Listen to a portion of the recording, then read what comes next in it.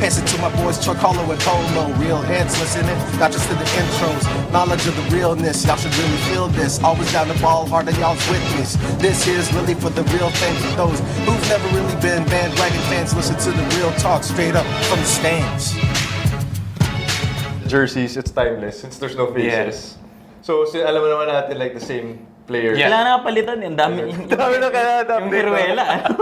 Yung Hiruela wala na. Wala na. Sino pa ba? Tolava check pa rin. Tolava check pa rin. Okay pa rin siya. Kagiwa okay pa rin tayo. Paano kung na-move si Kagiwa? End of the world na ba? Oo naman. For you? Well, wouldn't you guys be better without Mark Kagiwa? Let's start the episode. What's up, guys? This is episode 4. Season 3 of From the Stands. You're getting better at this. I've got this. Yeah. Is it because the numbers are lower? Yeah. When we get to like 10, 11, 12, wala na. Buti lang patapos na nun. What's up, guys? To my left is Paulo Bustamante. What's up? Filling in for Carlo Pamintuan is the writer, editor-in-chief, at large, online. For the website. I don't want to get in trouble. Yeah, I know. With your overlords of Slam Online PH, as well as a frequent contributor and basically all-around writer guy for all sports, ABS-CBN Sports, and all these things. Adrian Dy joins us here on From the Stands. My only question, only question is, what towels are you auctioning tonight? You're subbing in for Carlo. I just came from Japan, so I have a bunch of towels that are no. Really? We're gonna hold That would be cool, right? That Bidding would be cool. starts at... For a towel used by Seo Ando. Hey, that's the guy. Yeah, Meralco import. Yeah. Maria Zawataw. No? I'm not giving that out. See? Doesn't she just hang out here like all the time? Yeah, I think she's here all the I time. think she's in now. the same condo as David Pomeranz. Because they were born for you. And then Keith Urban. Yeah, Keith Urban. Then she God gave me you. Keith Martin. Keith Sweat. Kevin Martin. Kevin Martin. Labo.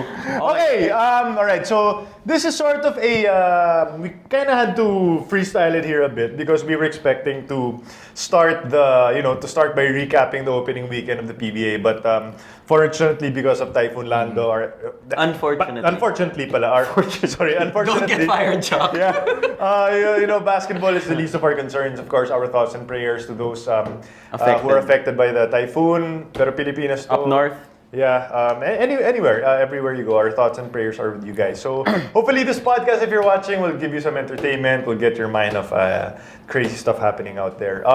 So yeah, we had to sort of scrap and think of something to talk about tonight. And dahil napaka-original nating mga nilalang sa podcast, no? We obviously watch a lot of NBA. Right. We obviously watch a lot of NBA on BTV. Yes! And on Premium. Diba? Cheap Pop. And they had this recent roundtable on NBA Open Court, which I think is my favorite talk show for like topics and themes on the NBA. And they talked about my best team per decade. Yeah. They talked about what was the best NBA team in the 80s, 60s, 70s, no, 70s, 80s, 90s, the aughts, and the 2010s. Yeah. And because we're such an original and innovative and game-changing podcast, Of course. we figured what's stopping us from actually doing that for the PBA, diba? Nothing copyrighted about that. I checked that before we went to air. Yeah, apparently the idea of naming names in a podcast is free. Yeah. We're good. Thank God. Sige, okay. So, what we decided to do was, again, we don't know who we picked, but we're gonna be picking our all-decade lineup, starting with the 90s. Because we were not yet born in the 80s. I mean, we were not yet, wala pa tayong malay. We weren't in the 80s. coherent yet. Yeah, so we were unable to speak it in the 80s. Should have been able to speak at 5 years old. Yeah.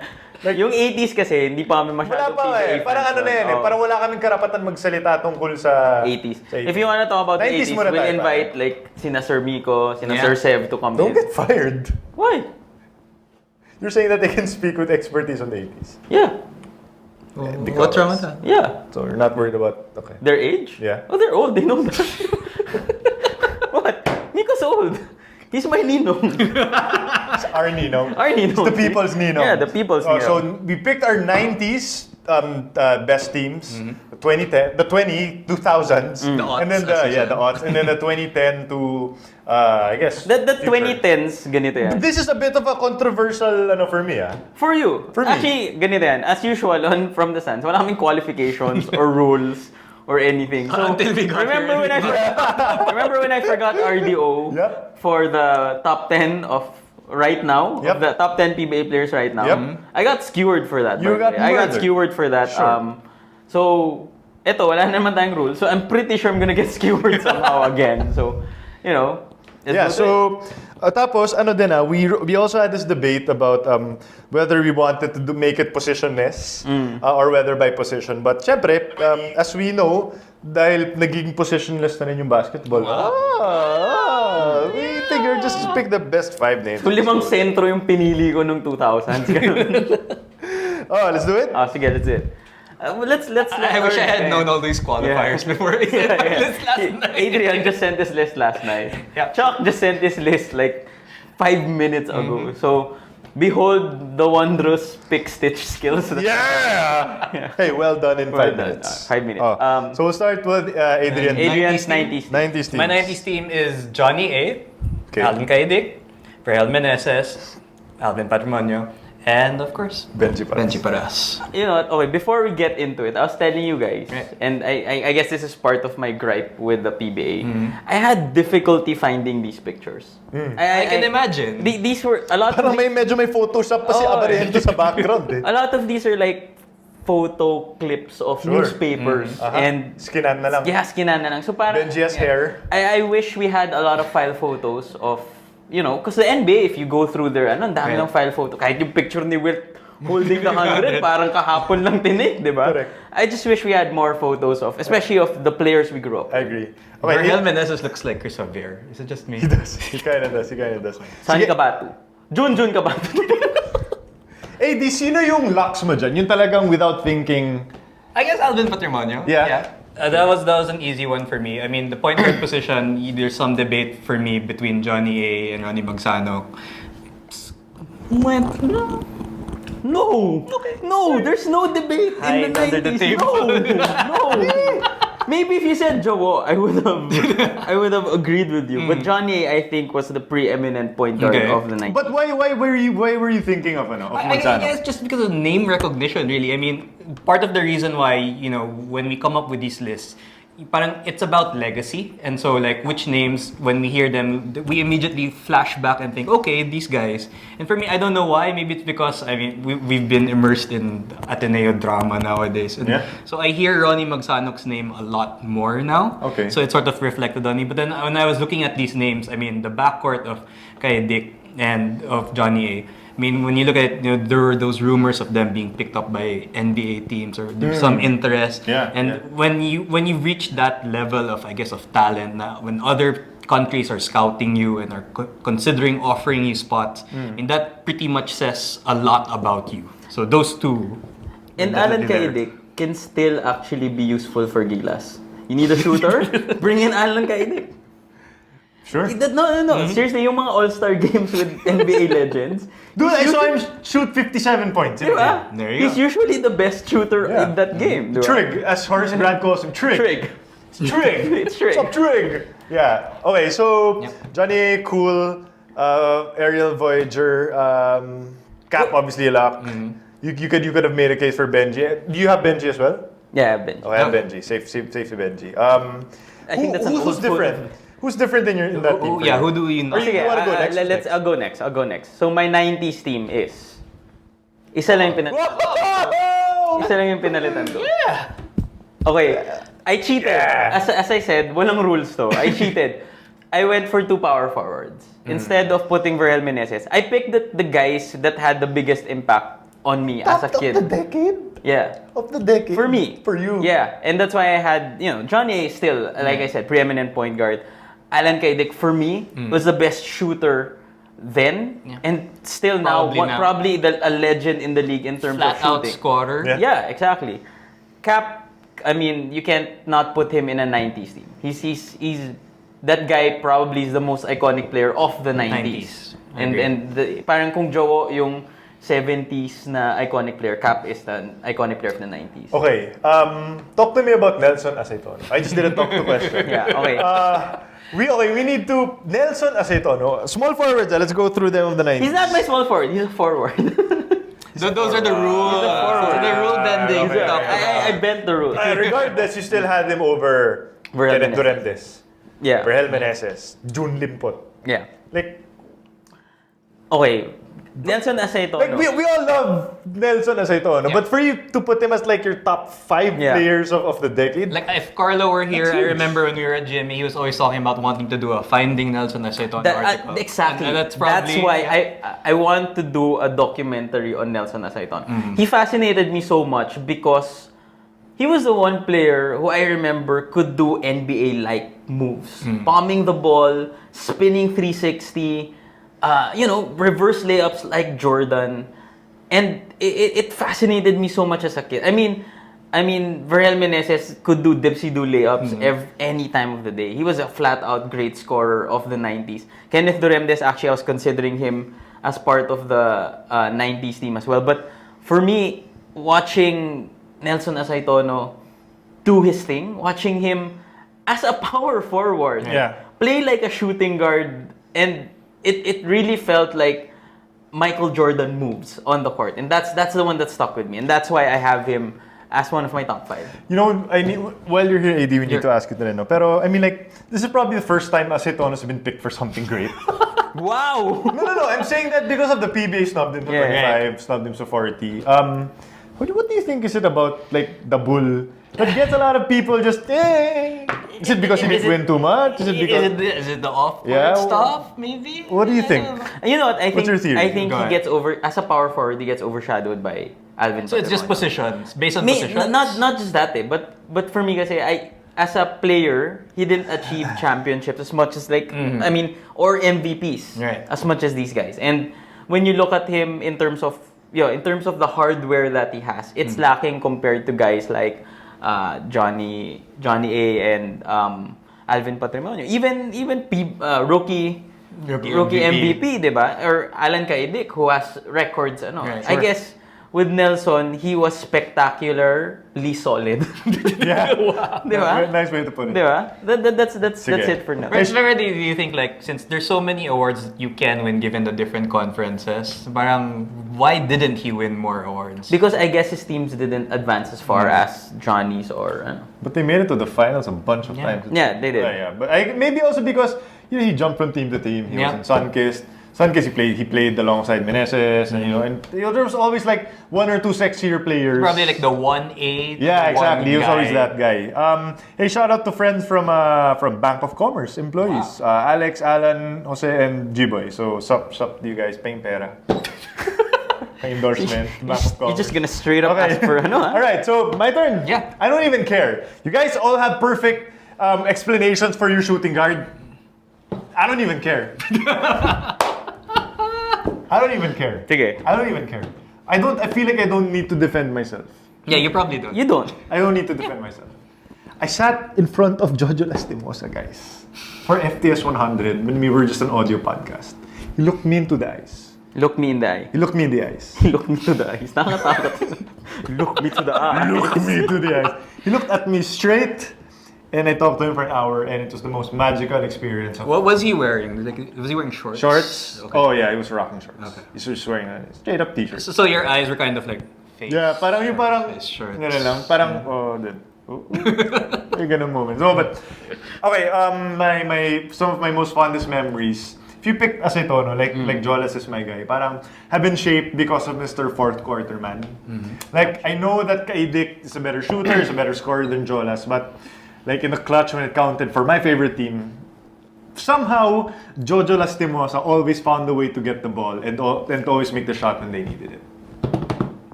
Okay. I wanted to put Jolas. I'm sure you Growing up but as you're an- a Ginebra. Growing lover up now. as an Alaska and you just fan. turned your back on everything about the Alaska. Absolutely. Yeah. Absolutely. You don't even have to explain yourself. But He okay. goes up to it very well. Yeah, he does. Yeah, di ba? We have to talk about Benji. Yeah, for sure. Because there are a lot of like very good centers Yeah. in that.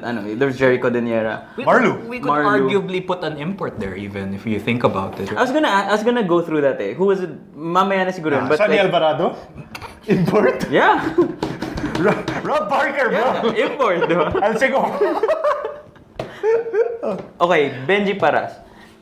for me, Benji Paras was always, and the Tower of Power was a great name for him kasi Awesome name. he was dunking like, reverse Gorilla power. dunks. Yeah, gorilla dunks. Yeah. And he played the game back then with so much more power because a lot of the centers back then were more finesse. And Marlo was finesse. So finesse. Finesse. All the finesse. All the finesse in the world. But Benji was a rough player na I felt na maybe nga nakakalimutan rin siya when you also him nakakalimutan rin siya when you look back at the players in the 90s. And plus, like, remember when he got his final MVP? Was that 99 or 2000 something? He did it during the whole Phil Am, like... Phil Sham. Yeah, the Phil Am, Phil yeah, Sham, yeah. all of those things. Parang, there was talk about Alvarado, about...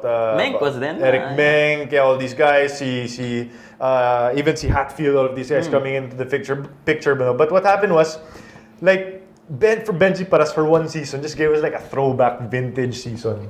And just reminded us that, you know what? Like, Benji Paras is still awesome. Yeah. He was injury stricken a bit for the final years of the 90s, no? But he just reminded us with that season just how great he was. So, and we also need to talk a bit about Meneses. I mean, he was just an awesome player. Like, I thought about Durantes, but I didn't think it was right to give three Alaskan milkmen my spot. So I went with Barel. I would have gone I with admire Kenneth. your risk. Yeah, I would have gone with him. Pero, between Kenneth and Jolas, only one of them looked me in the eye. So, Okay, so ito, I always like when Chuck talks about Alvin Patrimonio because there's up to this day, there's genuine fear in his. Oh yeah. No. I tell the story all the time, but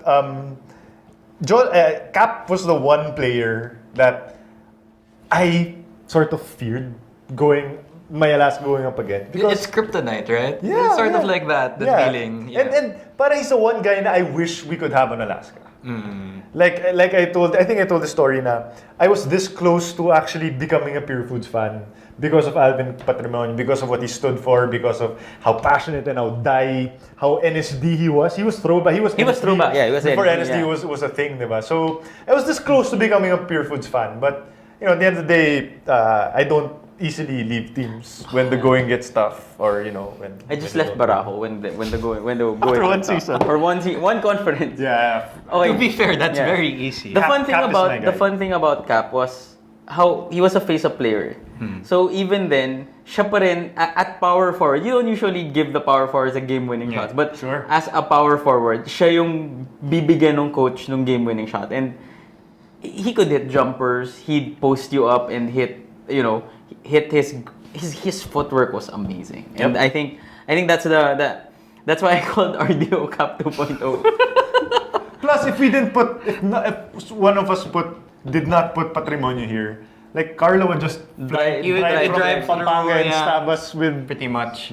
stab us with halo-halo in our chest till we can't breathe. Serious question, Hit us Jack. with a sisig. Serious question for you guys. Serious question. Sure. If you could trade places, Cap versus Johnny A, would you do it? What do you What mean? do you mean? Teams. Alaska Would I gets- trade Johnny A for Cap? Yeah. Hindi, may Bong Hawkins eh. Okay, so Like in terms, I'm just thinking like lineup. yeah. I mean, just talking about the balance of Yeah, the team. the drop off kasi from Johnny A is Jun Reyes. And Jun Yeah. Reyes is my guy, but Yeah.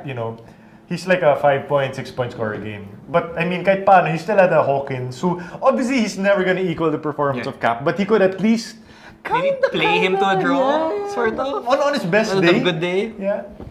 ikaw, AD. Pretty much the same. I mean, Cap is so unique, but if you put him on Alaska, I don't think the fit is quite right. Maybe that's just because of just watching the team, but like it doesn't make sense. Like Cap in the That sort of thing. triangle, maybe it's Yeah. not like but it would lessen his effectiveness. I mean, like the face-up jumper would help in some situations, but like the fit probably wasn't perfect. Sinabi ni Dex Sordic, I should change daw Jolas for Olsen Rosella. Nope. Okay, here's some players that we figured could be additions also in the 90s. We have Ronnie Magsano, Marlo Quino. sure. You had Marlo before Marlo, Benji. then Then you realize, Yeah. Benji was better. Yep. Yeah. Then we also had what else do we have ba?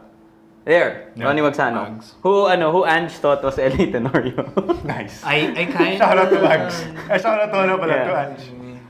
Ronnie Magsanok. I It mean, looks like Ellie in that picture. Kinda does. Medyo. I was actually Johnny A preeminent point guard clearly, but I feel that Ronnie Magsanok and Benji Paras were like John Stockton and Yeah, Karl Malone of the PBA. Yeah. I mean that combo was deadly. And then we have Jun Limpot. These are the best pictures you could see. Of the play. Oh, you want to get Jun Limpot Lasal coach? Hey, shout out to Jolly Escobar.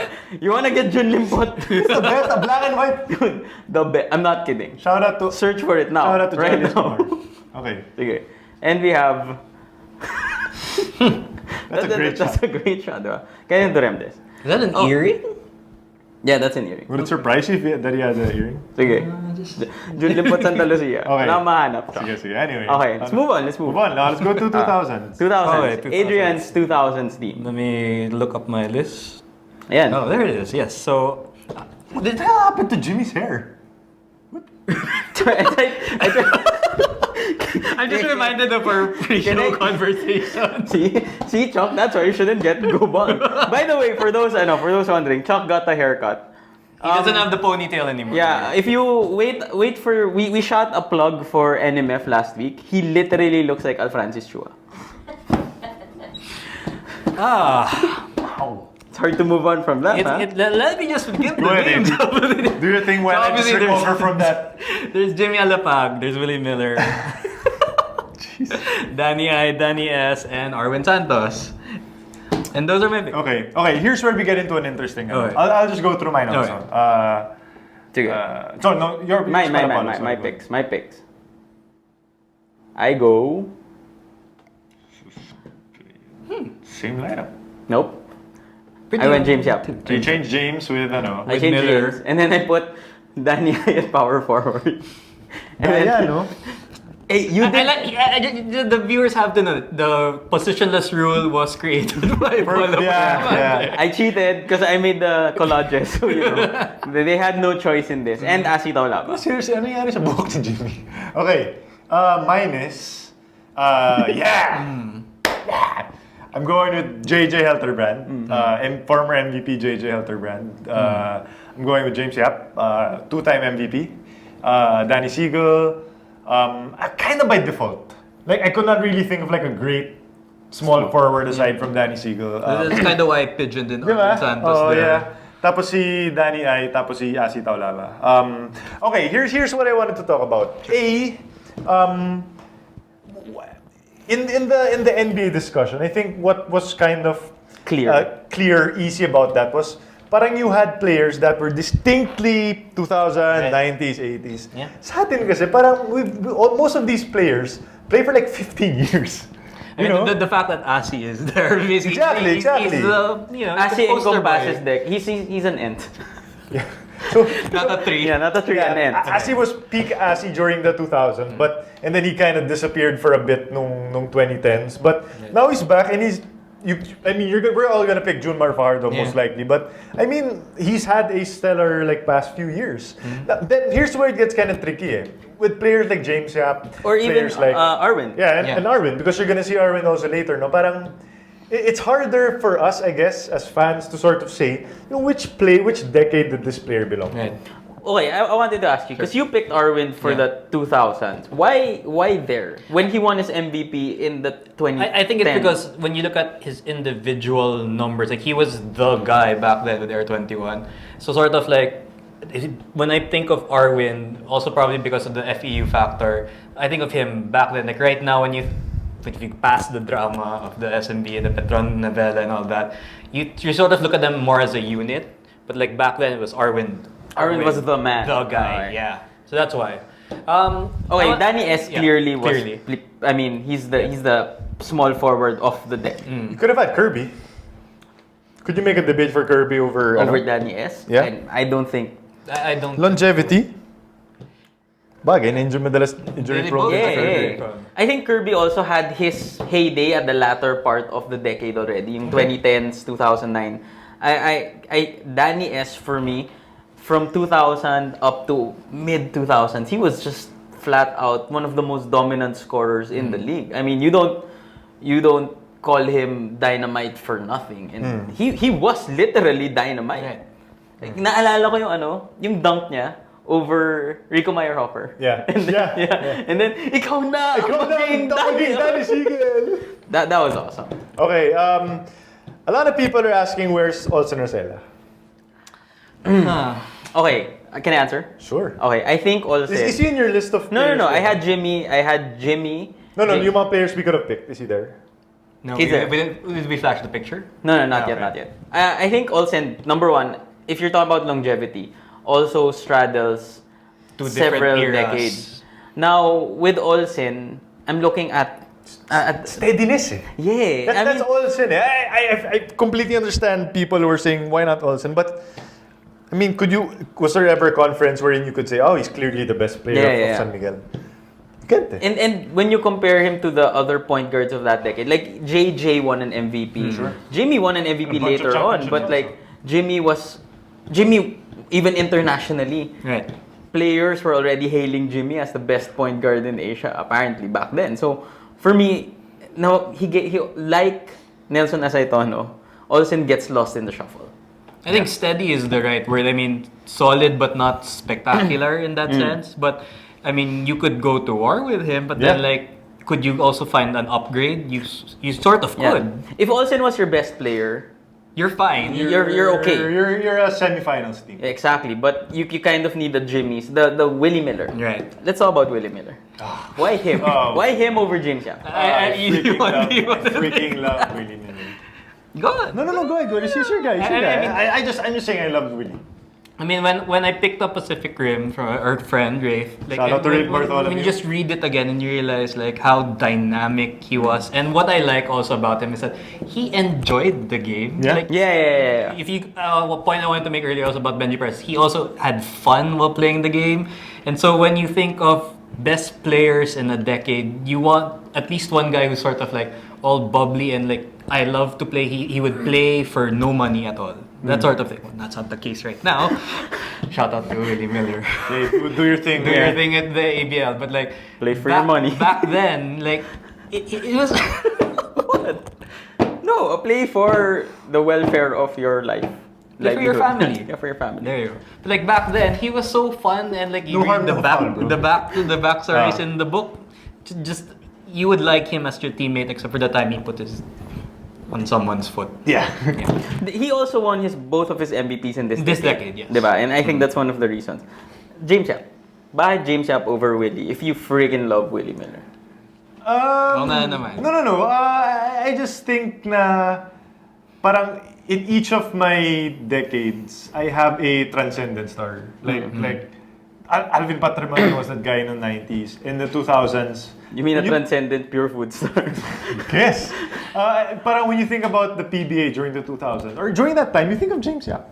More than Danny, yes. Yeah, for sure. Like for like anyone, parang randomly, oh, sinong paborito mong player sa PBA? Odds are they'd say combination of James Yap and whoever, or maybe Kagiwa. Kagiwa, maybe. And he won MVPs. I think he sprinkled a few championships here and there. I just think na parang top of mind when I was making this list, James Yap was really the guy. For me, I picked James Yap over any other shooting guard, even over Kagiwa. James Yap did a lot of things, a lot other players couldn't. And there's that shot against Air 21, yung fade away 3-point shot that buried there. It was a game-winning fade away 3-point shot, and up to this day, I still remember that shot as one of the defining moments for me of James Yap, because James Yap, his nickname, the man with a million moves, it's awful.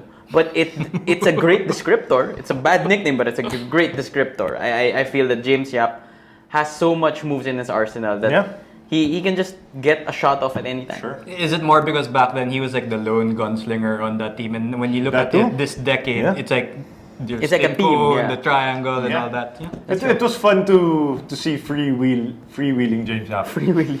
Freewheeling That's James iba Yap. yun. Freewheeling yun. Iba yun. Freewheeling James Yap.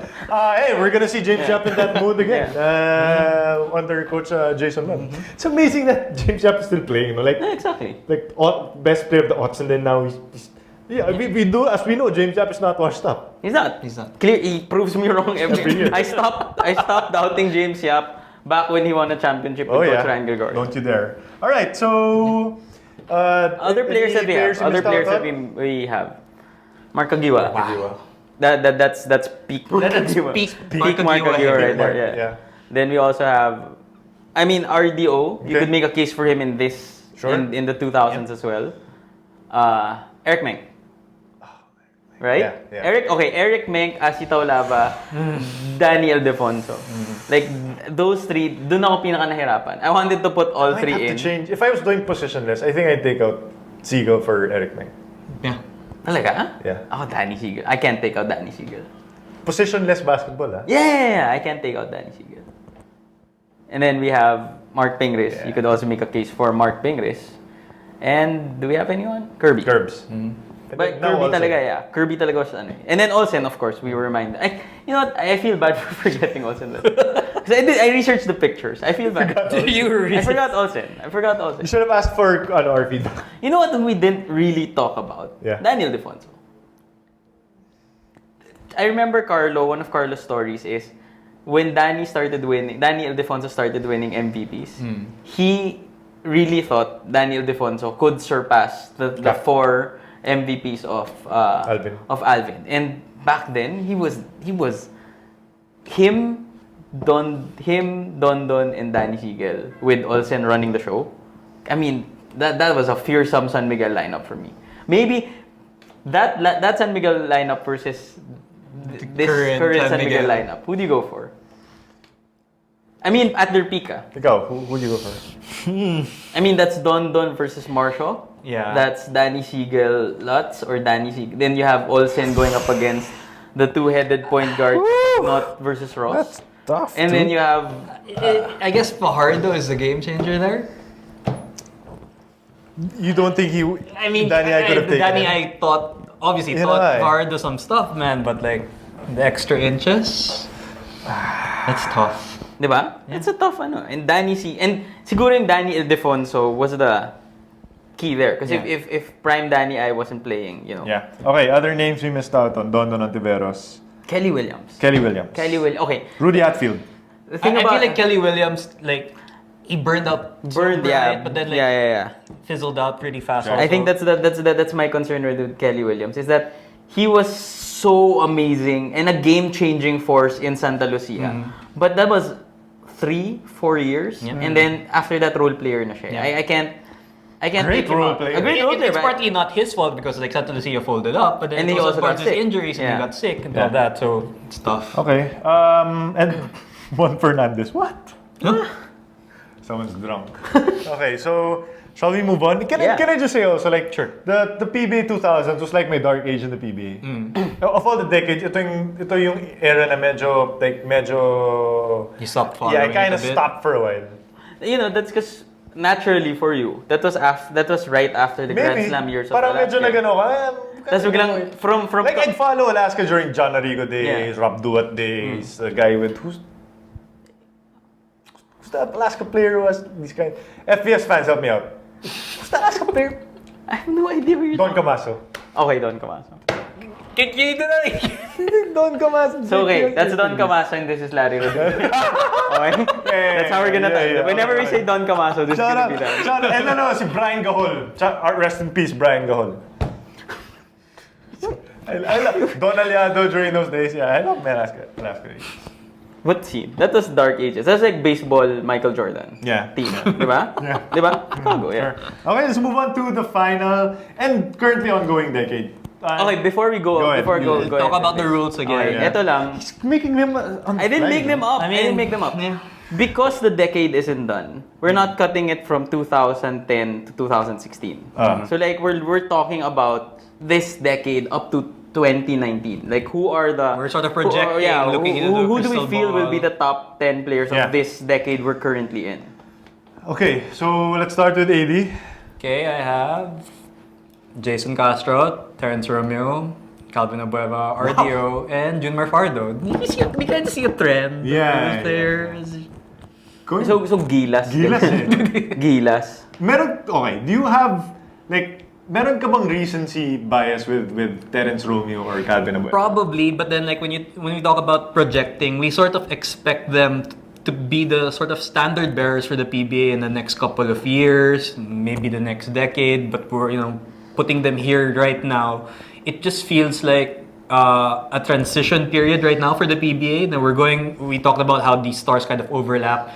And I just feel like these two guys are like the people plus Fajardo, or the people who will sort of carry us into the next decade. I love Junmar's face. It's like I'm gonna be Bemused. I'm gonna It's be like, here for like the next 10 It's like years. MVP again? Yeah, parang wala na bang ibang award para sa akin. Hey, Romeo's kind of got that thing where he's like, huh? Yeah, I got it. See, the pictures are so much better now, right? Yeah, you got a Yeah. profile shot of No, Jason that's Castro. from Slam. Yeah. That was his Slam. Yeah, That was yeah. the article. J-Mark, Tordesillas. Yeah. Oh, Paulo, what's yours? My 5. Bagyo. This is my permanent Arwin picture of this That's the decade. best. That's Yeah. that's Pete Arwin. The reason why I pick Arwind over Calvin is purely because of consistency. Okay. I wish we could see Calvin average more than 30 minutes a game, because then we'll see just how great he really is. But as of right now, you can build a team around 2010 Arwin, yeah. peak Arwin Santos, MVP Arwin Santos. You can build a team around him. But yung kay Calvin, you really need to support him with a great coach who'll be able to control him. So that's just the reason why. But everyone else, I mean, Jason, I feel, is the best point guard right now. And like I said last episode, good challenge for the best player. Junmar right now is the best player, current best player. I wasn't gonna forget RDO again. So I made sure he was there. Medyo bawi I made sure he was pick there. yun, And yung Romeo, admittedly, homer pick siya in the sense na right now he's my favorite PBA player. He's my favorite PBA player because parang when I remember writing my article for Romeo for Slam. Right. And there was just such a want for him to be on Gilas. Na parang ever since then I started following him closer, and I mean Terrence Romeo is an awesome basketball player. Mine? Hipster pick. Woo! Not so hipster, yeah. Not so hipster. I feel bad lang na I didn't have Alapag in my decade. I mean anywhere. Yeah. Like, I picked Alapag over JJ. Then, I was gonna put Alapag over Castro here. But then I thought about it and I said, can't Then do they it. changed the rules. Yeah. I changed the rules eh. But that didn't stop me from picking Mark Yeah, I Aguilar. never got to ask you pala why you picked JJ over Alapag. I'm putting you on the spot right now. I don't know eh. Did you just go Siguro hipster? personal preference lang. 90% I went hipster. But I just thought that JJ Helterbrand was just cooler than Jimmy Alapag. Well, how about in this one? Like, why Kagiwa in this? Why decade? Kagiwa? I have no idea. No idea. But I just Feel lang. Yeah, but I just went with my gut feel na okay, Kagiwa was sort of would you say he's more of like mid 2000s to like early that was his peak, Yeah. that was peak Kagiwa. He won an MVP in this. He won an decade. MVP Yeah. in this decade, even though I felt that Gary So that was a didn't. controversial Should have selection won at it. the time, right? But I don't know. I mean, aside from the past few seasons, I mean, Kagiwa's been a steady and consistent performer for Ginebra. Plus, just the name. Like again, I go back to maybe like I did not look at any stats for this. I just went by like recall when you think about the PBA. I needed to somehow have James Yap and Mark Kagiwa in this list. And I guess just because of his 2012, 2011 MVP, but I just put him in it. I have a question for you guys. How much did playing in a national team factor into your choice? I mean, not just Gilas, but Ako like for RDO. the Centennial team. Ako for RDO. That his presence, his excellence in Gilas, translates. really showed me na okay, this guy really is so good. And I had Pingris on my slot for the power forward up until the last minute. Because I felt like Pingris won a Grand Slam. I felt like Pingris won these championships. He was the linchpin for SMC for so many years, and until now, de joke lang. He might be the linchpin for Alaska. Ping Eximiliano is the Sorry, linchpin for Alaska. Ibang Ping, sorry. But parang just because of his exposure, it sort of showed me, you know what, I gotta go with RDO. I mean, I know it probably shouldn't because it's the PBA, it's not Philippine basketball decade list. But then, being selected for the pool is an honor already. Then being in the actual team is an honor, a higher honor.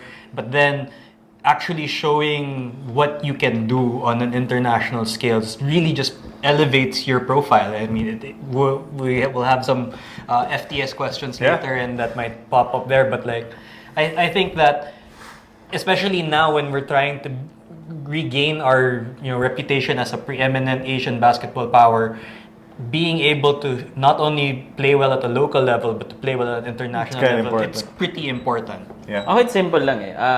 Context bores me kasi sometimes. So, watching RDO on Gilas is far more entertaining than but this context team now kind of excites me. Diba? Yeah. Okay. Other players had in mind, Jimmy. I think this is a more painful cut for... Yeah, when you put it that way. for Chuck. Okay, can I just say, if we were doing positionless basketball, I'd put Castro and Jimmy. Yeah. Okay. But I play by the rules. Let's have a play by the rules. Let's have a quick do-over later. Because you guys give me a second chance with my top 10. Okay. We'll give you a second chance with your Jimmy. You have Jimmy. Paulie. I think he... Stay healthy, Paulie. Yeah, similar to like the Kelly Williams discussion we had earlier, we haven't seen him be 100% Paulie. I don't think have we seen him for the entire season? Last I don't year, think maybe? a A bit? I think last season. 90% Paulie. 90%. Yeah. So it's tough. Yeah. Paulie. Okay, this is where I go projecting a bit. Are we sure he's gonna play in the PBA though? No. Okay, I picked Bobby Ray because I felt that if he does enter the PBA with everything that he's acquired internationally in the States, I feel that he's gonna be a game changer. And that's just me projecting. If he doesn't enter the PBA, scratch this off the pictures. But if he comes in, we might be thinking twice about Terrence versus Bobby Ray at the shooting guard position. Mark Pingles. Yeah. This one you already spoke about this. Kiefer. Boomer. That's me being but I think his rep is as the future leader of Gilas. I think that isn't that what people keep projecting for him. So the pick makes sense. We'll have to see if his skills translate to the pros. I mean, that's always the concern. Yeah, Like, can he become a point guard? Gotta shoot over full-time? 40%, Kiefer. Hit free throws, man. Yeah. Greg Slaughter. This is the guy. If you're doing positionless basketball, you might have to put Greg and Junmar. Yeah. I'm not removing RDO ever. Okay. Ever. Okay. Okay. James Yap. Yeah.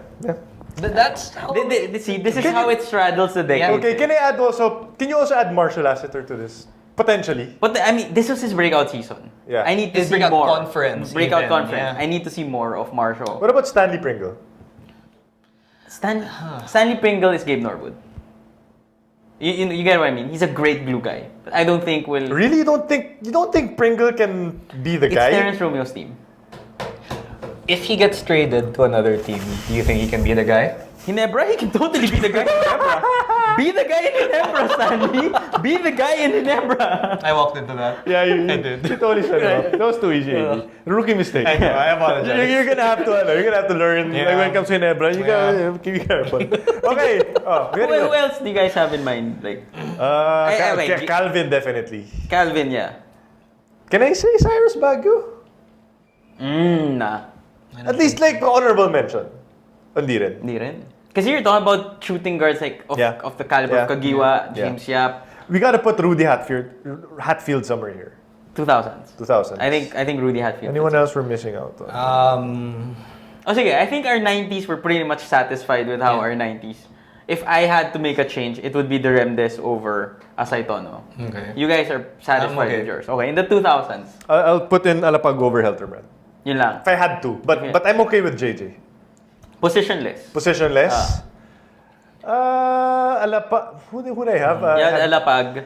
You had... Alapag, Yap. Yeah. No, Alapag, Yap. I probably... Then Siegel, DI, and Asi. Yeah. That's a pretty solid. I'm good with my 2000. I could be talked into swapping Santos out for Yap and just going like playing Yap at the 3. Yeah. Okay.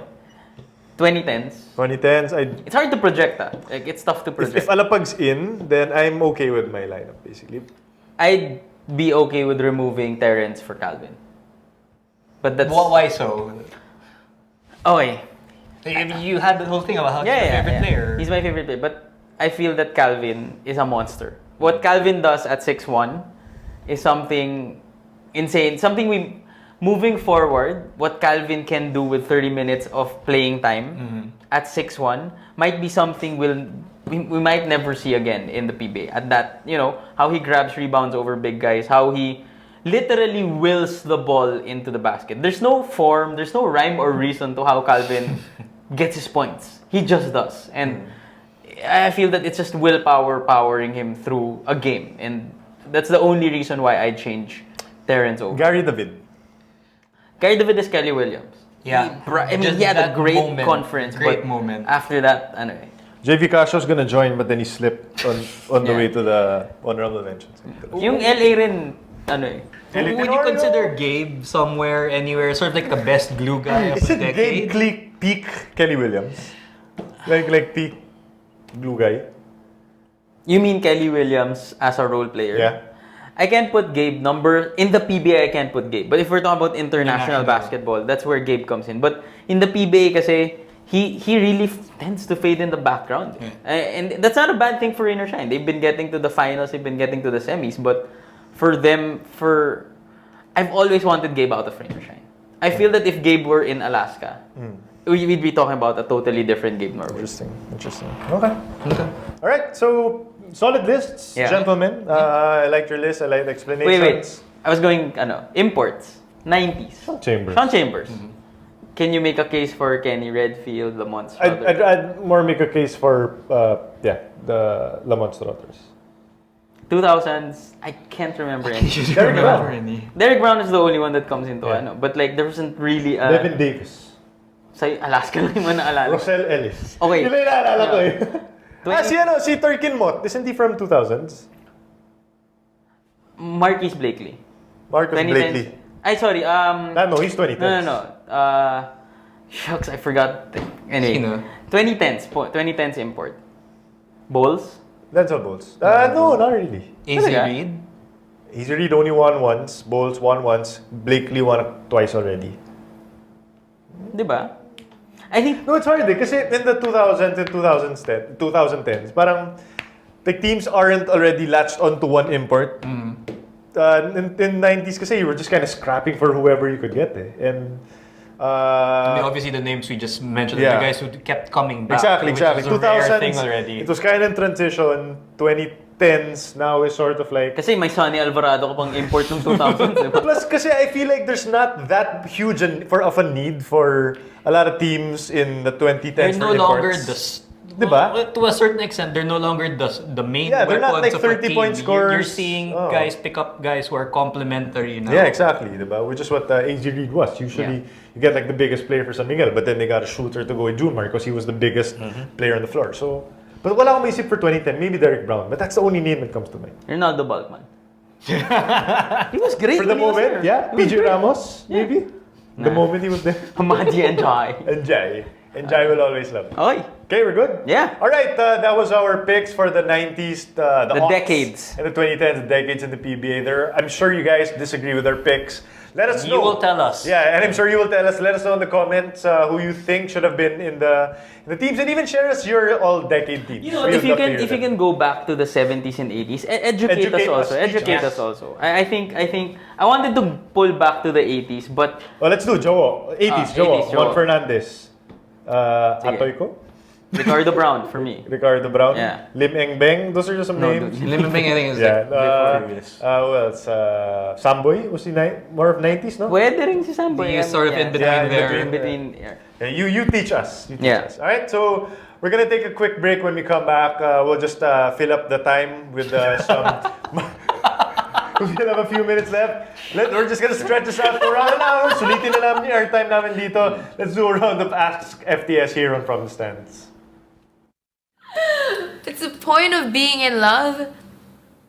There is no point in being in love. I mean, if you are required to be in love, then it will have a point, but there is no point in being in love.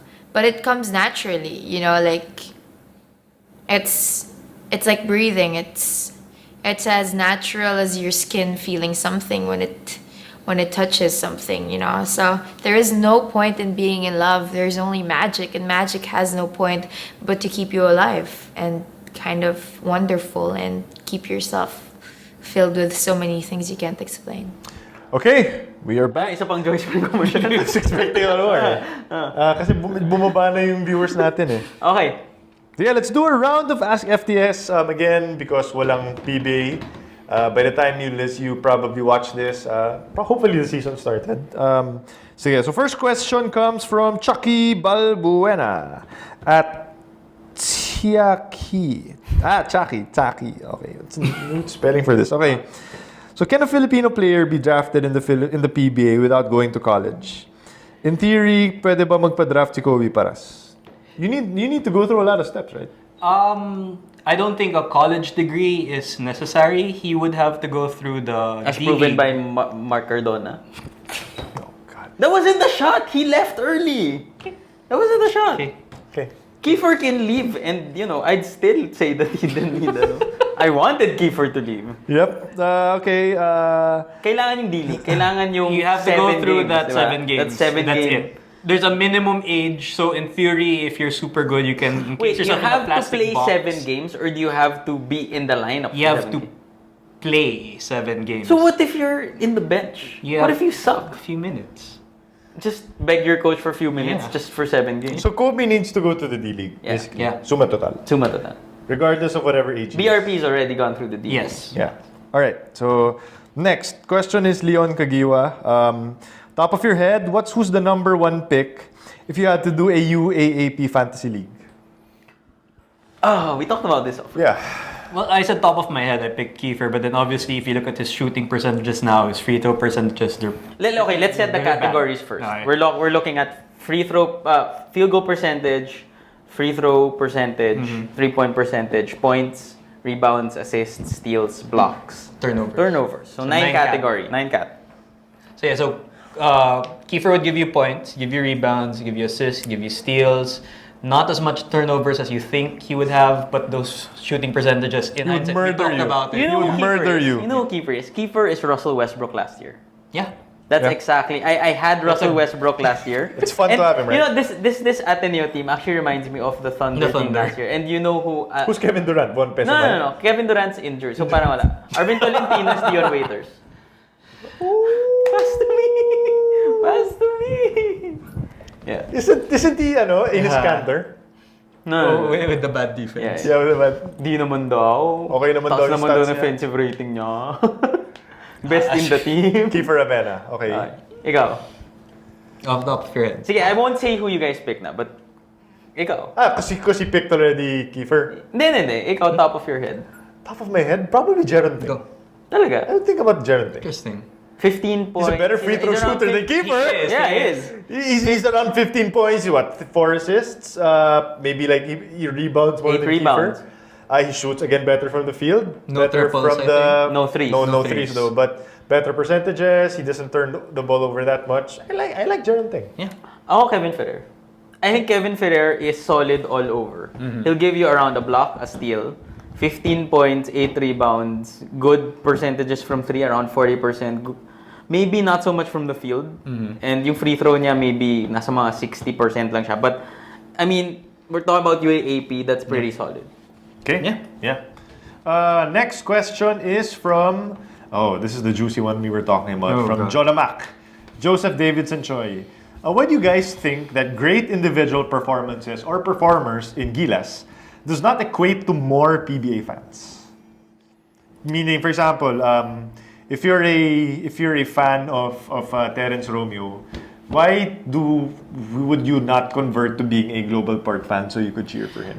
Although you Well, you He had could an not idea. answer this, but he had an answer. Right? No, I'm just saying Gilas does not equal to the PBA. As much as I said that, a good Gilas team is good marketing for the PBA. So that's why the PBA should always give their all-out support.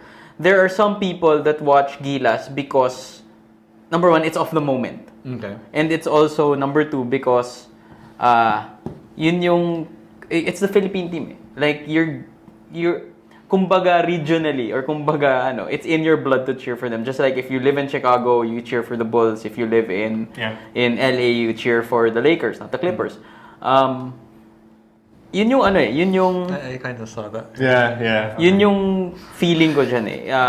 Okay, I'll give an example. My fiance watched Gilas games with me. But pagdating sa PBA, she really doesn't give it much much thought. It's not something top of mind in terms of basketball sa kanya. So that's it eh. Gilas, because of how short, parang limited edition ang Gilas. Like we're never gonna see Gilas 3.0 again. That's why a lot of people watched that Gilas team as well. So it's a limited edition of the moment thing versus the PBA na they're there every year. Do you think it's ironic because we like to build the country as a country of basketball fanatics, but how come, as the question said, how come we can't translate it into the PBA? Yeah. I don't know. I have another idea. Gilas was marketed better. That's just, tad-tad tayo ng Gilas. Tad-tad tayo ng... I don't know if market is right. I think it got more coverage. National coverage. Yeah, because everyone covered Gilas. Yeah. Like every station would give you update on it. It ran across all networks, kumbaga. In terms of the PBA, the high focus is on TV5, and then you'll get snippets from other online networks. or papers. I just tend to simplify it. I just think that Filipinos by nature are very loyal creatures. Okay. Like if you're an ABS fan, unless it's Aldham, you're sticking to ABS. You're defending them on home. You're defending them on social media channels. If you're GMA naman, you're diehard Marian and Julian San Jose and Ding Dong and Rian and all those. I'm just nodding my head. Yeah. Okay. So I think same thing also with Alaska. Like with me, ride or die with Alaska. I can't say the same for you before, but now you're ride or die with Ginebra. But like I'll appreciate Romeo in the moment. Pero pag start ng PBA, diba? I'm going back to Calvin. Diba? I'm going back to Tos, Dondon, and Abeba. I guess that's the thing, like what you guys said about Gilas. Parang Gilas may hangganan eh. Like in terms of like your support, but for PBA, you go back to there's no Gilas team in the PBA, diba? So I think it's as simple as that. But again, it shouldn't stop you from cheering for players outside of your team. And for all maybe having an open mind about looking at a different team might actually sway you to cheer for Global Port or for Kia or for Blackwater. Because they totally had Yeah, Gilas because they players. Gilas lived there. Well, they could have if they kept Troy Rosario. Shout out to Larry Rodriguez. Okay, next. Can we talk about? No, we can't. Quick lang. Who do you think will win on Sunday? Manila Classico. Nebra. Nebra, no, easy. Easy? In a route? No. Okay. The only reason why I'm picking Nebra is Tim Cone has better coach. Kung baga sa coaching experience lang. Okay. Tim Cone tayo. And that's the only reason. But like lineup for lineup, this But team this is gonna be a bloodbath, no? It will. You're gonna have hateful, fearful fans. Hurtful. No. Hate this team. But I think it might be more in the sense, but like when you look at the players on the court, I don't think they'll be like, alright. You think so? No. Oh, believe me. No? Like my backstories now on players. Shall we talk offline? Offline. Okay, But there sige. are players that have hateful feelings towards other players on that transferred. That's from Renz Calderon. Next is si Aaron Asuncion. Who's your greatest Alaska ace of all time? Who's yours, AD? Diggy Bachman. Up to now, is still an Alaska ace. Yeah, JV Gayoso. I think JV Gayoso. Roel Gomez. I thought you were gonna say JP Cash. Oh, JV, no. Who's yours? Johnny A. I guess. Johnny A. Johnny Ako Johnny A. Ikaw, Jolas. Jolas or Johnny A? If you had to pick.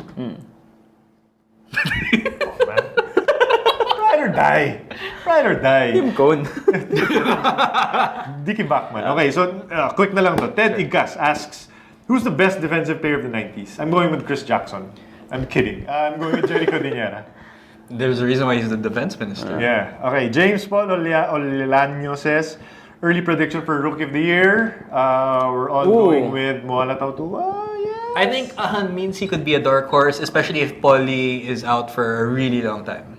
But But his position is so stacked in Ross, right? Like there's Jericho Cruz, there's I just get the feeling that they'll feature him somehow, not to the extent that he's the main guy, but because he was picked number 3, I think there's a sort of sense that Kailangan natin laruin to, really, yeah. has to show why he was picked Alright. number 3. Ako Troy Rosario, if Mahindra really goes to the next level, quarterfinals, Troy Rosario could be a great cool. Good Okay. story. You're really not Could be a cool story, bro. Okay, here's my last question. This is nice. Tinanong ni... Wait, what's his name? Sorry. Forgot. Yeah. Tinanong ni Joust Mike. If you could teleport DeLorean, a player from the 90s to current, and add him to Gilas, who would it be? Alan Kaidik. Yeah. Alan Kaidik. What? I think Alan What do you Kaidik. think about Johnny A though? Like Johnny A in the dribble drive? Ooh, wait. Johnny A in the dribble drive, right? Ah, man. I mean, the size isn't there, but no, eh, Would you give him more minutes or less minutes than Castro? I play them together. Play them together. Ako, I'd actually debate hard Alan Kaidik versus Marshall Astor. Like, if it were one shooter spot, I'd debate hard because Marshall Well, Astor's longer and a better defender. but the But Alan resume of Kaidik, Kaidik yeah, is Kaidik much was up. longer. Yeah, you need Kaidik there. Di ba? Can I throw out one name, hipsteran? Sige. Your boy, Nelson Aceitono. Chong, Joe, he can shoot the 3, he can drive, he'll hurt someone when he alam mo yung drives. problema ko kay Nelson? Oh. Ay, hindi. Nelson Aceitono in a line-up with Calvin Calvin Cueva. and Romeo. Let's do this. Nelson Aceitono. Come on, man. Yeah. That'd be sick. That'd be sick. Ikaw, I AD. mean, isn't that like the argument we say? No, we can't have Calvin. Yeah, now we're not. It's basically the same. Now we're gonna have Calvin and Nelson Aceitono. Sign me up. I mean, but going back, I think Kaidik definitely addresses the biggest need of the team. Wouldn't defend anyone though. Yeah. You just stand in the corner. You could do the Sacramento Kings thing. Just leave Kaidik in the corner. And cherry pick. Yeah, just para hindi na the drive. To 3 points lang siya. I think we're done. Hey, we were able to stretch it to as much as we were able to. That has been season Di ba tayo episode 4. Di ba tayo Episode.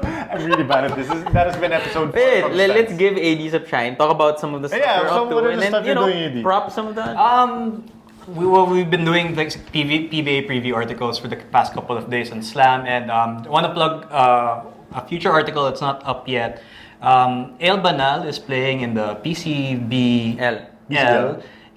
We were able to interview him, ask him, so like, what is his thought process and then going to the States? And I think, I'm not sure, 100% sure, but I'm pretty sure that we were able to ask him, is it true that he was contemplating going to NU, going to DLSU? I mean, back then, this guy was one of the biggest super. names, most sought out high school recruits. So the story of where he went is something we're going to publish on Slam You wrote that? Online. No, not me. It's by Yo Sarmenta. Okay. Yo. So that's coming soon. All right. Cool, Anything cool. else? UAP? What do we Quick fix pala. Who? Letran or San Beda? Oh, Letran siya. Kaya Ateneo or US. Letran San Beda. I'm going with San Beda. I just like what Jamaica does. UAP Final Four. I think it's the top 4 right now, but then it's USC and FU in the finals. Yeah. Same. Ikaw, anything you want to plug, promote? Okay na ako. NBA on BTV, guys. Magsa-start na siya. Oh, sports5.ph, guys. And then, Chuck's been doing great stuff for Sports yeah. 5. Really? He's been covering the college UAP, hoops yeah. of I have a story to tell you guys. sige. Offline na. Sige. Offline, okay. Ang daming offline stories. Yeah, that's gonna do it for this episode from the stands. On behalf of Carlo Pamintuan, who's not here, on behalf of the great Adrian Dy, on behalf of Paulo Bustamante, my name is Chuck Araneta, and we will see you next week for another episode from the stands. Peace! See you guys.